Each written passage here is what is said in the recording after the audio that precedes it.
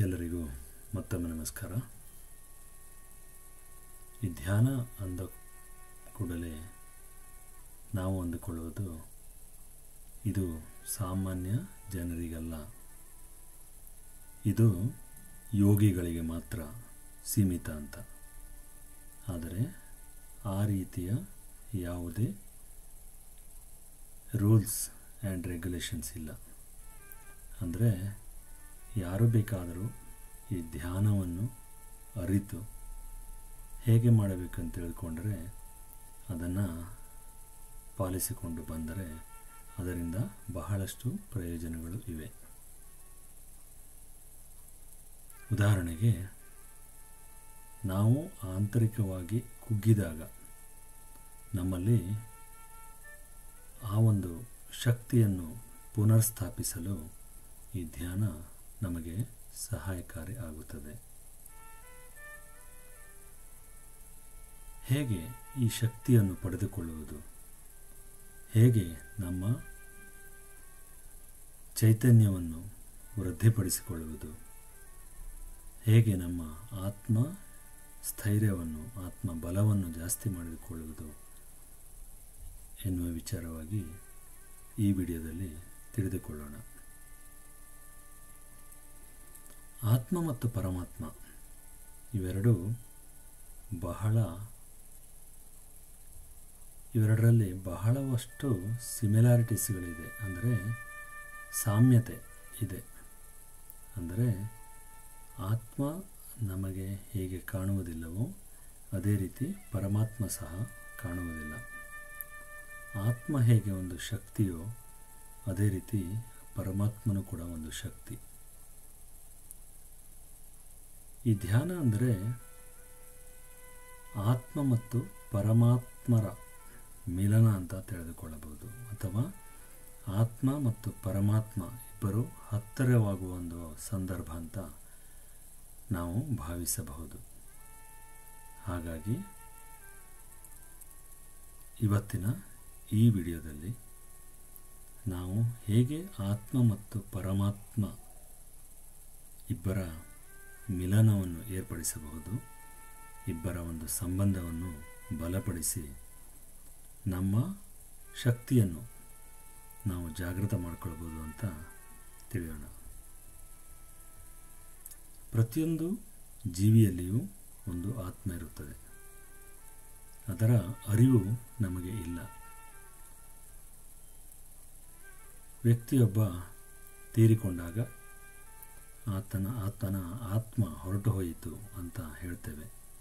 ಅಂದರೆ ಆ ಒಂದು ಚೈತನ್ಯ ಶಕ್ತಿ ಏನು ಈ ದೇಹವನ್ನು ಮುನ್ನಡೆಸ್ತಾ ಇತ್ತೋ ಆ ಒಂದು ಶಕ್ತಿ ನಮ್ಮ ದೇಹಕ್ಕೆ ವಿದಾಯ ಹೇಳಿ ತನ್ನ ಮೂಲ ಸ್ಥಾನವನ್ನು ಸೇರಿಕೊಂಡಿತು ಅಂತ ಸಾಮಾನ್ಯವಾಗಿ ಜನರಿಗೆ ಅರಿವಿರುತ್ತದೆ. ಅಂದರೆ ಈ ದೇಹವನ್ನು ನಡೆಸುವ ಒಂದು ಶಕ್ತಿ ನಮ್ಮ ದೇಹದಲ್ಲಿ ಎಲ್ಲಿಯೋ ಅಡಗಿ ಕುಳಿತಿದೆ.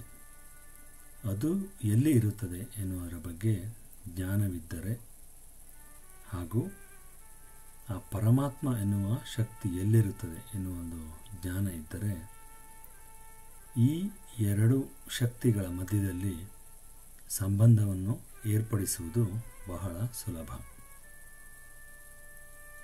ಹಾಗಾದರೆ ಈ ಆತ್ಮ ಎಲ್ಲಿ ಇರುತ್ತದೆ? ನಮ್ಮ ದೇಹದ ಹೃದಯದಲ್ಲಿರುತ್ತದೆಯೋ, ನಮ್ಮ ದೇಹದ ಮೆದುಳಿನಲ್ಲಿರುತ್ತದೆಯೋ, ಅಥವಾ ನಮ್ಮ ದೇಹದ ಪ್ರತಿ ಅಣುವಿನಲ್ಲೂ ಇರುತ್ತದೆಯೋ? ಬೇರೆ ಬೇರೆ ವಿಚಾರವಾದಿಗಳು ಬೇರೆ ಬೇರೆ ರೀತಿಯಲ್ಲಿ ಈ ಆತ್ಮನನ್ನು ವಿವರಿಸಿದ್ದಾರೆ. ಆದರೆ ಒಂದು ವಿಷಯವನ್ನು ನಾವು ತಿಳಿದುಕೊಳ್ಳಬೇಕು. ಈ ಆತ್ಮ ಎನ್ನುವ ಶಕ್ತಿ ದೇಹದ ಯಾವುದೋ ಒಂದು ಭಾಗದಲ್ಲಿ ಕೇಂದ್ರೀಕೃತವಾಗಿರುತ್ತದೆ. ಹಾಗಾದರೆ ಆ ಶಕ್ತಿ ಇರುವ ಜಾಗ ಯಾವುದು ಅಂದರೆ ಅದು ಈ ಭ್ರಕುಟಿಯ ಮಧ್ಯದಲ್ಲಿ ಅಥವಾ ನಮ್ಮ ಮೆದುಳಿನ ಬುಡಭಾಗದಲ್ಲಿ, ತಳಭಾಗದಲ್ಲಿ ಅಂತ ಅರ್ಥೈಸಿಕೊಳ್ಳಬಹುದು. ಹೀಗೆ ಈ ಭ್ರಕುಟಿಯ ಮಧ್ಯದಲ್ಲಿ ವಿರಾಜಮಾನವಾದ ಆತ್ಮನನ್ನು ಪರಮಾತ್ಮನ ಜೊತೆಗೆ ಸಂಬಂಧ ಏರ್ಪಡಿಸುವುದು ಹೇಗೆ? ಬನ್ನಿ, ಇದನ್ನು ಸಂಕ್ಷಿಪ್ತವಾಗಿ ವಿವರಿಸ್ತೇನೆ.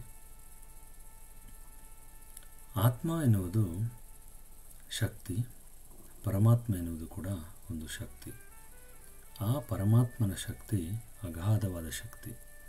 ಅದು ಎಂದೂ ಬತ್ತದ, ಎಂದೂ ಆರಿ ಹೋಗದ ಅಗಾಧವಾದ ಶಕ್ತಿ. ಅದರಲ್ಲಿ ಶಾಂತಿ ಇದೆ, ಪ್ರೀತಿ ಇದೆ, ಅದರಲ್ಲಿ ಆ ಧೈರ್ಯ, ಸ್ಥೈರ್ಯ ಎಲ್ಲವೂ ಕೂಡ ಅಡಗಿದೆ. ಆ ಬೃಹತ್ ಶಕ್ತಿಯ ಒಂದು ಅಂಶವನ್ನು ನಾವು ತೆಗೆದುಕೊಂಡರೆ ನಮ್ಮ ಆತ್ಮವನ್ನು ಕೂಡ ನಾವು ಜಾಗೃತ ಮಾಡಿಕೊಳ್ಳಬಹುದು. ನಮ್ಮ ಆತ್ಮದಲ್ಲಿ ಒಂದು ಶಕ್ತಿಯ ಕಣ ಉದ್ಭವಿಸುವಂತೆ ಮಾಡಬಹುದು. ಈ ಒಂದು ಟೆಕ್ನಿಕ್ಕಿಂದ ಅಥವಾ ಈ ಒಂದು ಅಭ್ಯಾಸದಿಂದ ನಾವು ದಿನನಿತ್ಯ ಹೇಗೆ ಆ ಪರಮಾತ್ಮನಿಂದ ಶಕ್ತಿಯನ್ನು ಪಡೆದುಕೊಳ್ಳಬಹುದು ಎನ್ನುವುದನ್ನು ನೋಡೋಣ. ಎಲ್ಲರೂ ಸ್ಟ್ರೇಟಾಗಿ ಕುಳಿತು ನಿಧಾನವಾಗಿ ಕಣ್ಣನ್ನು ಮುಚ್ಚಿ, ನಾನು ಒಬ್ಬ ಆತ್ಮಸ್ವರೂಪಿಯಾದ ಶಕ್ತಿಯಾಗಿದ್ದೇನೆ. ಈ ನನ್ನ ಆತ್ಮಶಕ್ತಿಯು ನನ್ನ ಭ್ರಕುಟಿಯ ಮಧ್ಯದಲ್ಲಿ ದೀಪಜ್ಯೋತಿಯಂತೆ ಬೆಳಗುತ್ತಿದೆ.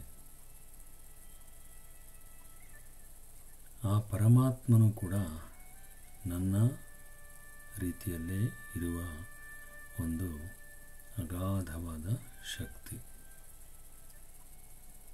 ಈಗ ನಾನು ನಿಧಾನವಾಗಿ ಮೇಲಕ್ಕೆ ಮೇಲಕ್ಕೆ ಏರುತ್ತಾ ಹೋಗುತ್ತೇನೆ.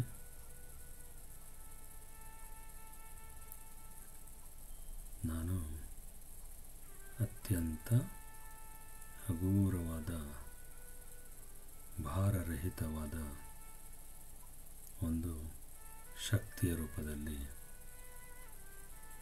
ಆ ಪರಮಾತ್ಮನೆಡೆಗೆ ಹೋಗುತ್ತಿದ್ದೇನೆ.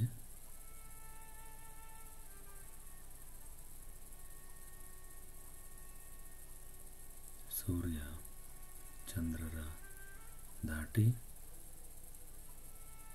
ಗ್ಯಾಲಕ್ಸಿ ಎಲ್ಲವುಗಳನ್ನು ದಾಟಿ ಆ ಮೇಲಿರುವ ಪರಮಾತ್ಮನ ಹತ್ತಿರ ಹೋಗುತ್ತಾ ಇದ್ದೇನೆ.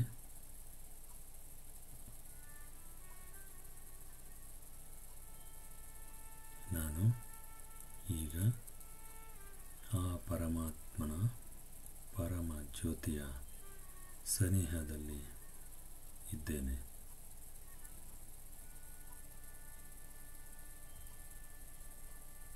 ನಾನು ನನ್ನ ಆತ್ಮದ ಜೊತೆಗೆ ಆ ಪರಮಾತ್ಮನ ಸಂಬಂಧವನ್ನು ಬೆಳೆಸುತ್ತೇನೆ. ಪರಮಾತ್ಮನಿಂದ ನನಗೆ ಬೇಕಾದ ಎಲ್ಲ ಶಕ್ತಿಯನ್ನು ಪಡೆದುಕೊಳ್ಳುತ್ತಿದ್ದೇನೆ. ಸುಖ, ಶಾಂತಿ, ಪ್ರೀತಿ, ಧೈರ್ಯ ಎಲ್ಲ ಶಕ್ತಿಯನ್ನು ನಾನು ಪರಮಾತ್ಮನಿಂದ ಪಡೆದುಕೊಳ್ಳುತ್ತಿದ್ದೇನೆ.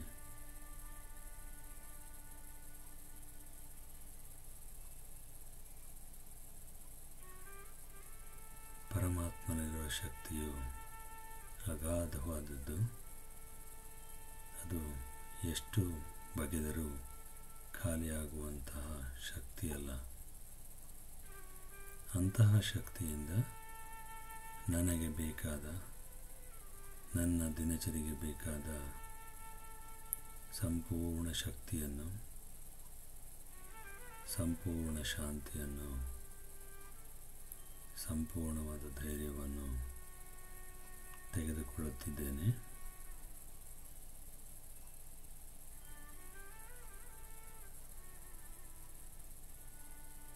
ನನ್ನ ಆತ್ಮದ ಜೋಳಿಗೆಯಲ್ಲಿ ಈ ಎಲ್ಲ ಶಕ್ತಿಗಳನ್ನು ತುಂಬಿಕೊಂಡಿದ್ದೇನೆ.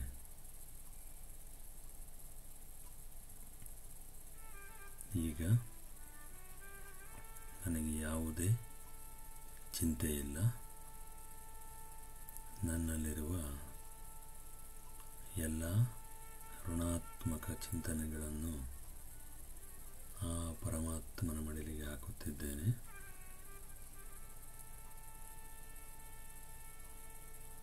ನನ್ನಲ್ಲಿ ಈಗ ಇರುವುದು ಕೇವಲ ಧನಾತ್ಮಕ, ಕೇವಲ ಪಾಸಿಟಿವ್ ಥಾಟ್ಸ್ ಮಾತ್ರ. ಋಣಾತ್ಮಕ ಚಿಂತನೆಗಳಿಗೆ ಯಾವುದೇ ಜಾಗವಿಲ್ಲ.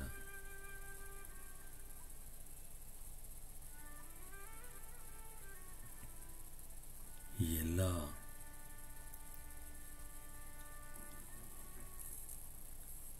ಅವಶ್ಯಕತೆ ಇರುವ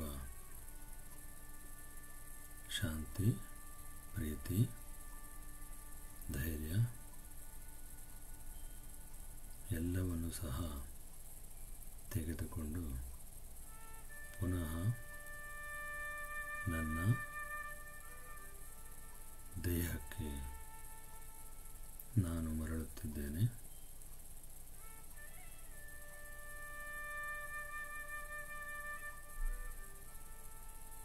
ನಿಧಾನವಾಗಿ ಮೇಲಿನಿಂದ ಭೂಮಿಯ ಕಡೆಗೆ ಬರುತ್ತಿದ್ದೇನೆ.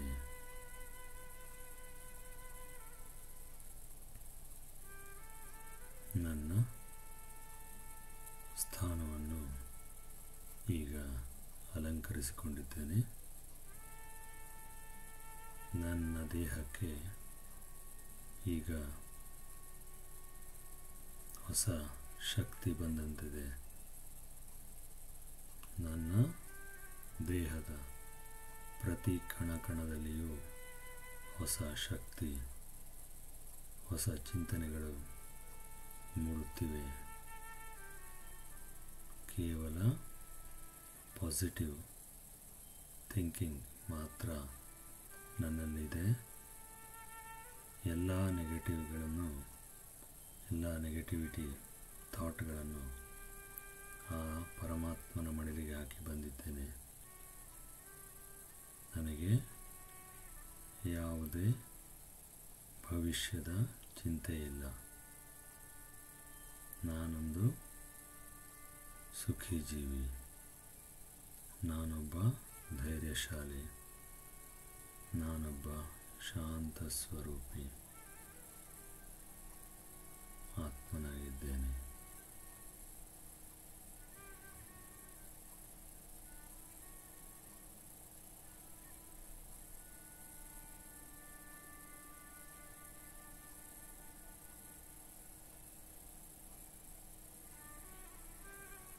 ಈಗ ನಿಧಾನವಾಗಿ ಕಣ್ಣನ್ನು ತೆರೆಯೋಣ.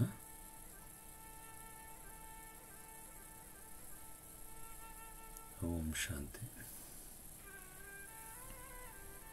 ಈ ಒಂದು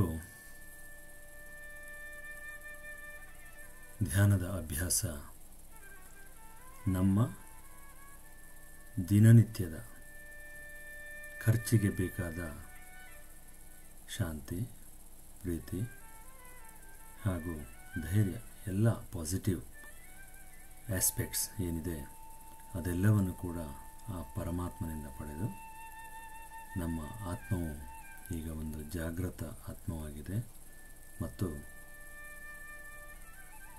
ನಾನು ಎಂತಹ ಪರಿಸ್ಥಿತಿಯನ್ನು ಕೂಡ ಎದುರಿಸಬಲ್ಲೆ ಎನ್ನುವ ಆ ಒಂದು ಹುಮ್ಮಸ್ಸು, ಧೈರ್ಯ ನನ್ನಲ್ಲಿದೆ.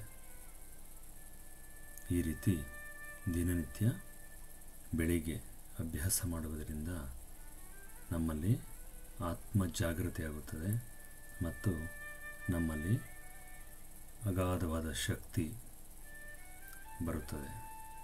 ಅದೇ ರೀತಿ ರಾತ್ರಿ ಮಲಗುವ ಮುನ್ನ ಈ ರೀತಿಯಾಗಿ ಧ್ಯಾನವನ್ನು ಮಾಡುವುದರಿಂದ ನಮಗೆ ಒಳ್ಳೆಯ ನಿದ್ದೆ ಬರುತ್ತದೆ ಮತ್ತು ಸುಂದರ ಸ್ವಪ್ನಗಳು ಕೂಡ ಕಾಣುತ್ತವೆ. ಮಲಗುವ ಮುನ್ನ ಯಾವುದೇ ಕೆಟ್ಟ ವಿಚಾರಗಳನ್ನು ಮಾಡದೆ ಈ ರೀತಿಯ ಪಾಸಿಟಿವ್ ಥಿಂಕಿಂಗನ್ನು ಅಥವಾ ಈ ಒಂದು ಧನಾತ್ಮಕ ವಿಚಾರಗಳನ್ನು ರೂಢಿಸಿಕೊಂಡರೆ ನಮಗೆ ನಮ್ಮ ನಿದ್ದೆ ಚೆನ್ನಾಗಿ ಆಗೋದರ ಜೊತೆಗೆ ನಮಗೆ ಒಂದು ಪರಿಪೂರ್ಣ ನಿದ್ದೆಯ ಅನುಭವ ಕೂಡ ಆಗುತ್ತದೆ. ಈ ನಿಟ್ಟಿನಲ್ಲಿ ದಿನನಿತ್ಯ ನಾವು ಈ ಧ್ಯಾನದ ಒಂದು ಅಭ್ಯಾಸವನ್ನು ಮಾಡೋಣ. ಎಲ್ಲರಿಗೂ ಶುಭವಾಗಲಿ. ಓಂ ಶಾಂತಿ.